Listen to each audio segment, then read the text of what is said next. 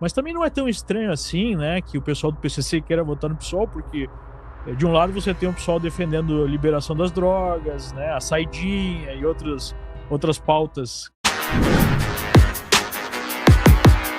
Olavo Edu Carvalho, melhor canal de corte do YouTube. Opa, eu sei que você não aguenta mais ouvir, eu pedi para você fazer o triplo C, curtir, comentar e compartilhar, mas eu peço porque 4 entre cada 10 pessoas sequer estão inscritas no canal e a maioria não ativa as notificações e nem curte o vídeo e isso prejudica o nosso algoritmo. Então ajuda a gente aí, brigadão. Pelo menos de costume, né, do ponto de vista de costumes. E até mais do ponto de vista econômico do que de costumes, né? Verdade. E o PL é um partido que é relativamente novo nessa formatação bolsonarista, digamos assim. E nós não podemos esquecer de uma coisa super importante. O PL, ou a direita, ainda está atuando com as mãos amarradas nas costas. Pensa, o principal líder da direita, né, Jair Bolsonaro, não pode falar com o presidente do seu partido por uma decisão judicial. Né? Vários líderes da direita estão...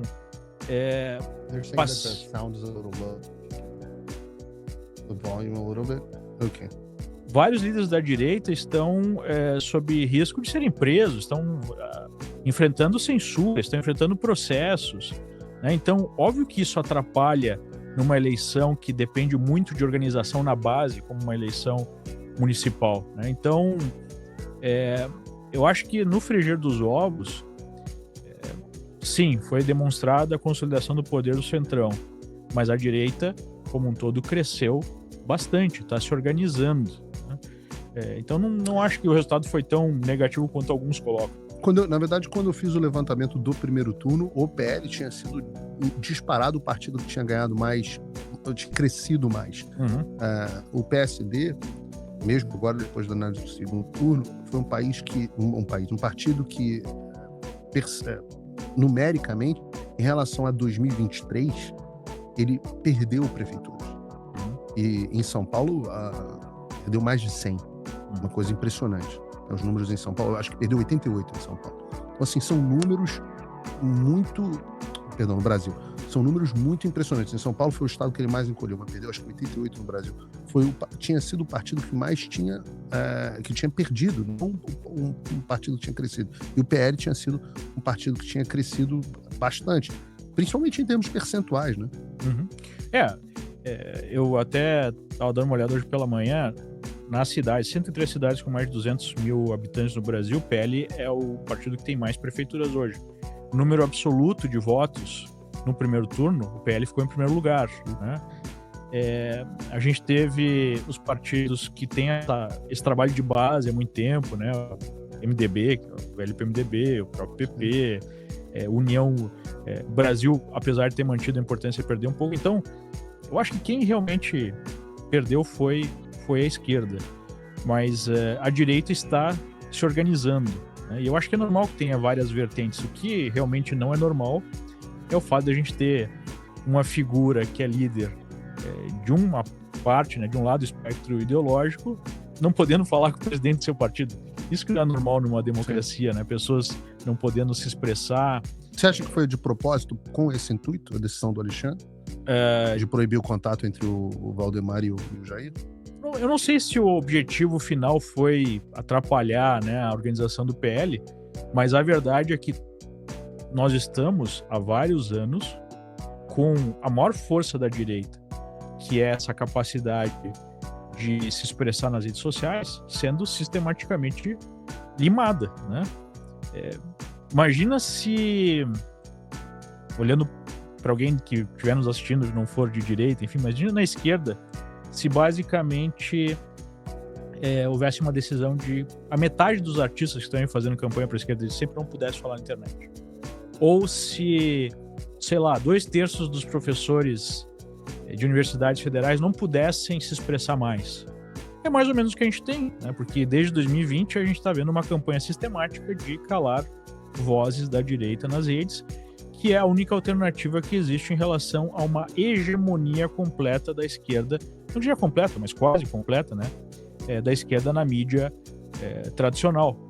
Então as pessoas às vezes se esquecem do quanto no Brasil ainda a balança está sendo desproporcionalmente Eu favorecendo a esquerda. Eu usei esse termo ontem, né? Eu falei, a gente tem uma expressão em inglês que não tem em português, que é o put your finger on the scale, né? Exatamente. Eu diria que o Alexandre de Moraes está putting his finger on the scale. Que em português significaria efetivamente aquele que põe o dedo na balança, né? Uhum. Para empurrar a coisa numa determinada direção. O que você acha? O que você está imaginando agora? É sempre difícil prever 2 anos no Brasil. 2 anos é muito tempo, muita coisa pode acontecer. Mas o que essa mudança no cenário da eleição municipal desenha para você de mudança para 2026? Então, o que a gente está vendo, na minha opinião, é uma reorganização do sistema para recriar o que a gente chamava no passado de teatro de tesouras, que era promovido pelo PT e pelo PSDB. Então, para o sistema ganhar alguma legitimidade, é preciso mudar esse cenário que a gente está vendo agora nas eleições municipais, da falta de representatividade do povo no topo da política, né? Poxa, como é que a gente pode ter uma lavada tão grande, né, contra a esquerda nas eleições municipais? A gente tem um presidente de esquerda, né? Então, o sistema ele precisa apresentar para o público um arremedo, né, de liberdade de escolha para um candidato que seja de direita. E eu vejo cristalizando no Centrão a figura do Tarcísio como esse candidato de direita permitida, uma direita civilizada. Foi engraçado ver o pessoal da imprensa, Globo News à frente, né? Sempre que eu quero saber... Isso, também faço igual. O que o PT tá querendo, o que o Lula tá querendo, eu boto na Globo News, porque ali eles passam os recados, né? E eu vi uma indignação, assim, porque o Tarcísio deu aquela entrevista e respondeu sobre os bilhetes do PCC mandando votar no Boulos, né? Não, isso é uma demonstração que Tarcísio, uma militante lá da Globo News, né? Tarcísio não conseguiu sair do seu extremismo político, bolsonarista e tudo mais. Então, eles já vão demonstrando para o Tarcísio o que ele pode e o que ele não pode fazer. Então, fazer uma ligação com o PCC. Não, isso está fora. Embora a notícia seja absolutamente verdadeira, né? Sim, a notícia foi divulgada inicialmente pelo portal Metrópolis, que não pode ser chamado de bolsonarista, e depois no UOL, né? E os bilhetes... Menos ainda. Menos ainda. Então, os bilhetes estão lá. Aí alguém pode dizer, tá, então esse bilhete pode ser falso. Ok, pode até ser falso.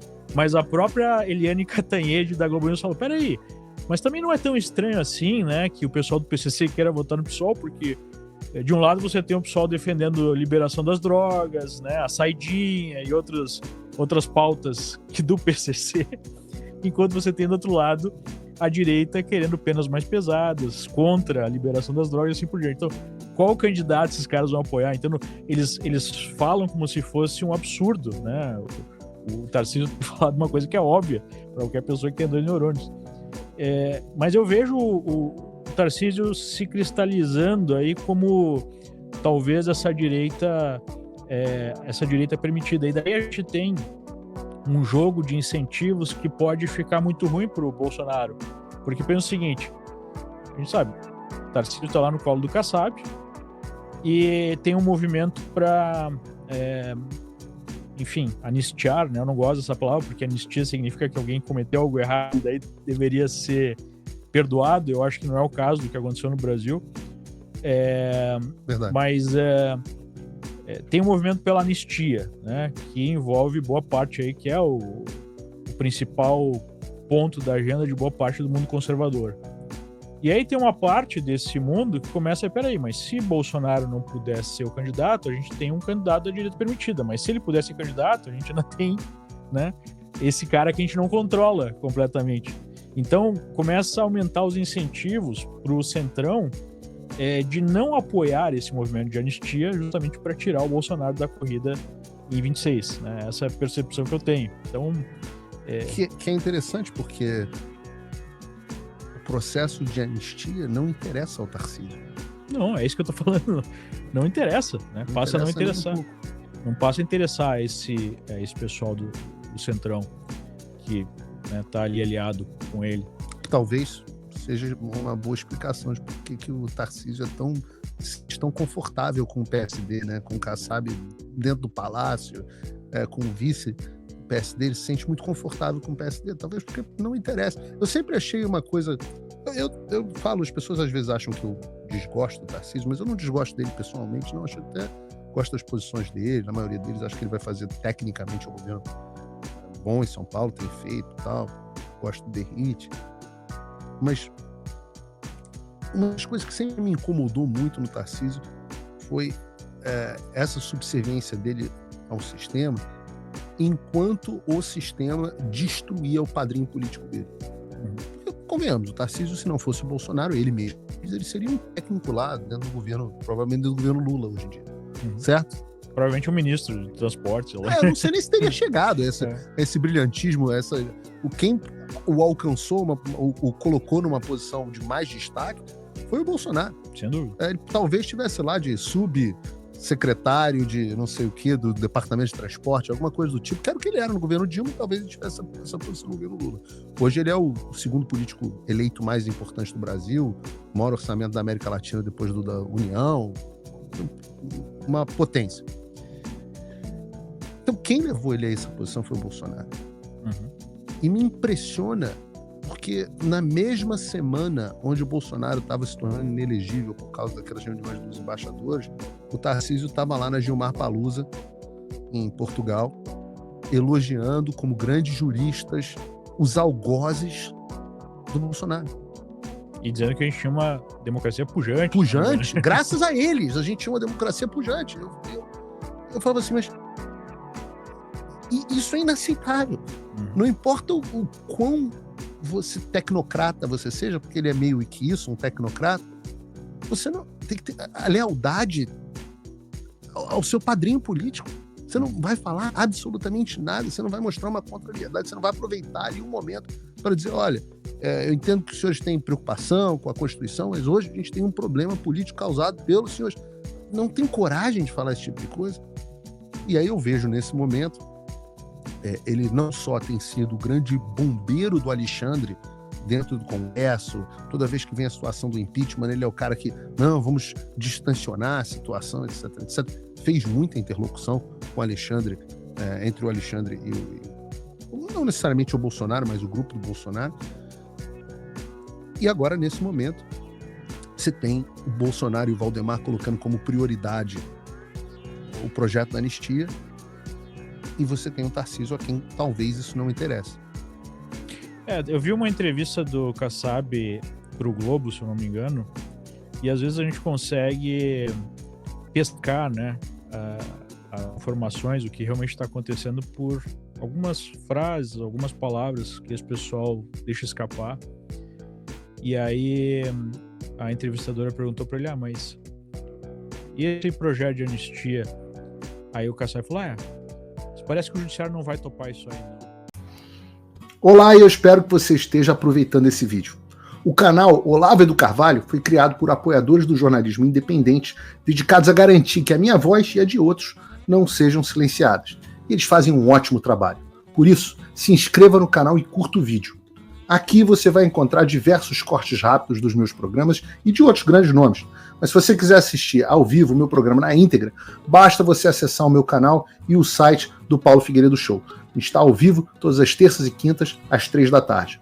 No meu site você também pode apoiar o meu trabalho. Todo o meu programa é financiado pelos assinantes e cada contribuição faz uma enorme diferença. Assinar é fácil e acessível. E eu ainda criei um cupom exclusivo de desconto para o Olavo do Carvalho, que oferece 20%. Com isso, você pode me apoiar com apenas um pouco mais de $5 por mês, que é menos do que uma promoção do Big Mac. Além disso, você ganha acesso a conteúdos e análises exclusivas, além de desconto nos meus cursos. O link e o cupom estão na descrição.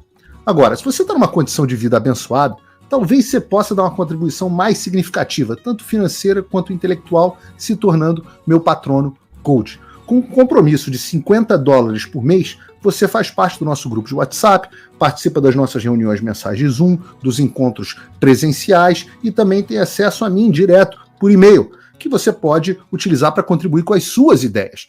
E você vai se juntar a um grupo de pessoas de elite preocupadas com o Brasil. Você imagina o impacto que você vai poder causar. Desde dezembro de 2022, eu continuo com todas as minhas redes sociais bloqueadas no Brasil, as minhas contas e meus ativos congelados, meu passaporte cancelado, tudo a mando do Alexandre sem justificativa. Então, se você tem condições e quer ajudar mais o seu país, mas não sabia como, essa é a oportunidade que você estava esperando. Junte-se a nós, faça a diferença e não me deixe sozinho. Opa, eu sei que você não aguenta mais ouvir, eu pedi para você fazer o triplo C, curtir, comentar e compartilhar, mas eu peço porque 4 entre cada 10 pessoas sequer estão inscritas no canal e a maioria não ativa as notificações e nem curte o vídeo e isso prejudica o nosso algoritmo. Então ajuda a gente aí. Obrigadão.